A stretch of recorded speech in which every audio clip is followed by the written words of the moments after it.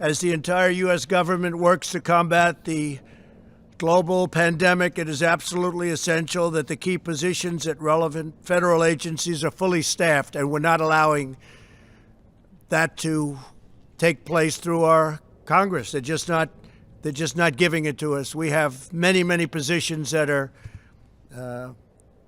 unstaffed because we can't get the approvals. The Democrats are holding us up. We cannot get approval. We've gotten judges because we go through the process. I guess we're up to 448 federal judges, and that we've gotten because we focus on it. We take the maximum time because no matter who the judge is, they take vast numbers of days and hours to approve and leaves no time left for others. Very unfair system. If a judge is going to be approved in 1 hour in one session, it doesn't matter. They'll take the maximum number of hours and days, you're talking about days, to get one judge approved. And we're close to 250 judges, but because of the way they're doing it, there's no time for anybody else. And many of these people have been waiting for 2.5 years. We have a couple that have been waiting for longer than that. There are currently 129 nominees stuck in the Senate because of partisan obstruction. Many are nominated for vacancies that must be filled to assist with the coronavirus crisis and the resulting economic challenges. And I've read over the couple of years, well, I didn't fill positions. I don't fill positions. In some cases, we don't need the position, and I'm all for that. But in many cases, you do, but we can't get them approved by the Democrats. They won't release them. The positions include the Director of National Intelligence, 2 members of the Federal Reserve Board of Governors, the Assistant Secretary of Treasury for Financial Markets of the United States, and the Undersecretary of Agriculture responsible for administering food security programs. And Sonny Perdue, who's going to be speaking today, is saying, please, can I have this man, can I have this particular person approved as soon as possible? He's been telling me that for a long time, and the Democrats won't allow it to happen. Again, every single judge, every nominee we have goes through maximum, or at least they go through a long process. So it takes days and days, and there's no time left. And it's just a concerted effort to make life difficult. An example is Michael Pack. He's my nominee for the CEO of the Broadcasting Board of Governors. And he's been stuck in committee for 2 years, preventing us from managing the Voice of America. Very important. And if you heard what's coming out of the Voice of America, it's disgusting. What things they say are disgusting toward our country. And Michael Pack would get in. He'd do a great job, but he's been waiting now for 2 years. Can't get him approved. The Senate has left Washington until at least May 4th. The Constitution provides a mechanism for the president to fill positions in such circumstances. The recess appointment, it's called. The Senate's practice of gaveling into so-called pro forma sessions where no one is even there has prevented me from using the constitutional authority that we're given under the recess provisions. The Senate should either fulfill its duty and vote on my nominees, or it should formally adjourn so that I can make recess appointments. We have a tremendous number of people that have to come into government, and now more so than ever before because of the virus and the problem.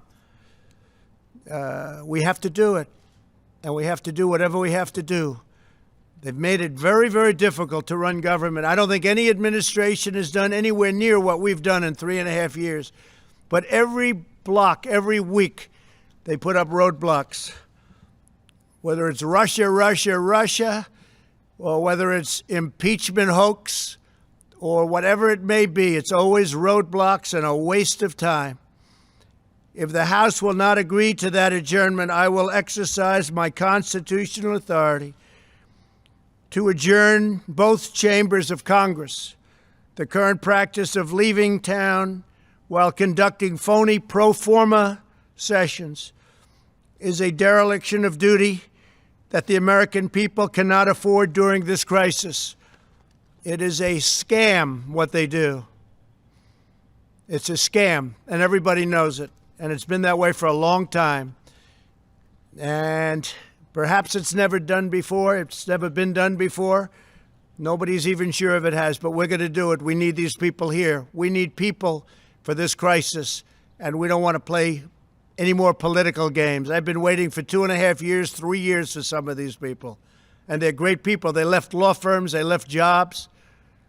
They gave up everything to do it, and they've been waiting for 3 years, 2.5 years, 2 years, 1 year to get approved. It's ridiculous. And everyone knows they're going to be approved.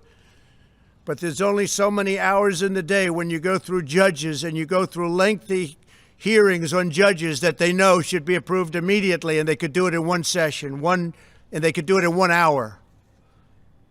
And instead it takes them many days.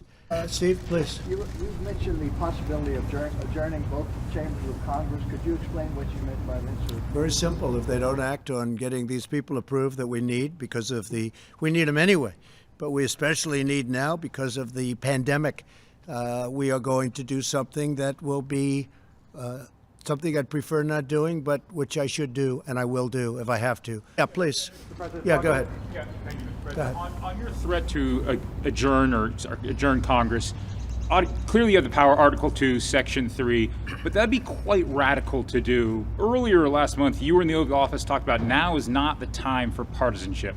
How will that act lower the partisanship in this town, and could it potentially hinder your ability to get something done on coronavirus? Well, look, it's been a very partisan government for a long period of time, not just this administration. You can go back into the last 2 administrations. You've seen a lot of partisanship. And even now, you would think that we wouldn't have, as an example, with the paycheck plan. That's going so well. It's so smooth, so beautiful, almost without a hitch. All of that money is being distributed to small businesses. They're giving it to their employees. It's keeping them ready, viable, so when we open. And now it's been so good that it's almost depleted, and we want to replenish it, and we can't get the Democrats to approve it. And that's a program that they and everybody else admit that are great. So you do have partisanship. We have been trying for years to get people approved for positions. People have left. One man left a law firm. One man left a big chain. He was a very successful executive. He left.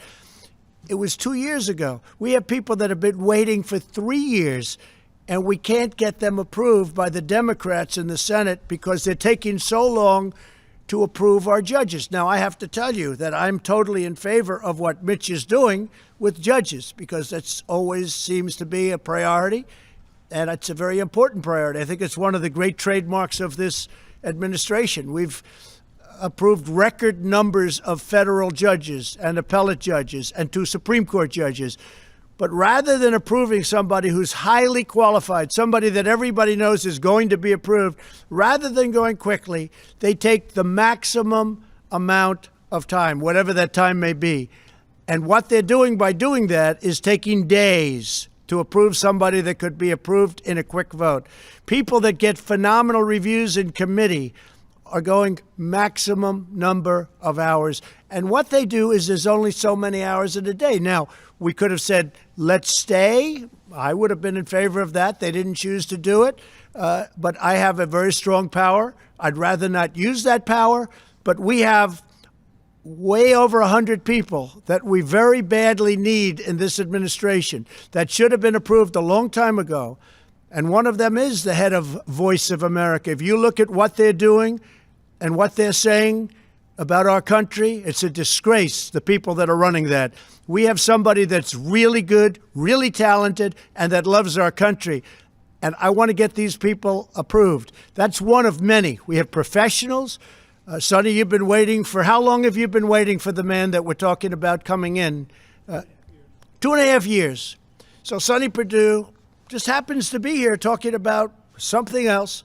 So you've been waiting for one of the most important positions as Secretary of Agriculture is the position. It's distribution.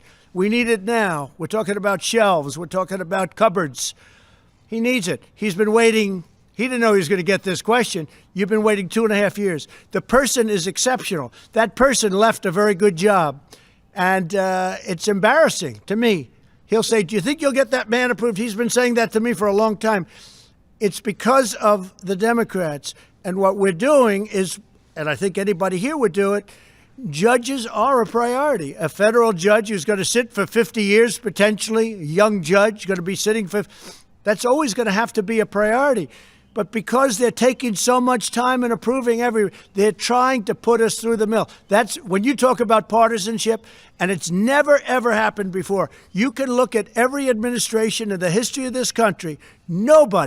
Nobody has ever had hundreds of people not approved after 3.5 years. Go ahead, please. Timeline for that, though. If Congress doesn't act Well, we'll by know when, soon. do you Look, have a they date? know. They've been warned, and they're being warned right now. If they don't approve it, then we're going to go this route. And we'll probably be challenged in court, and we'll see who wins.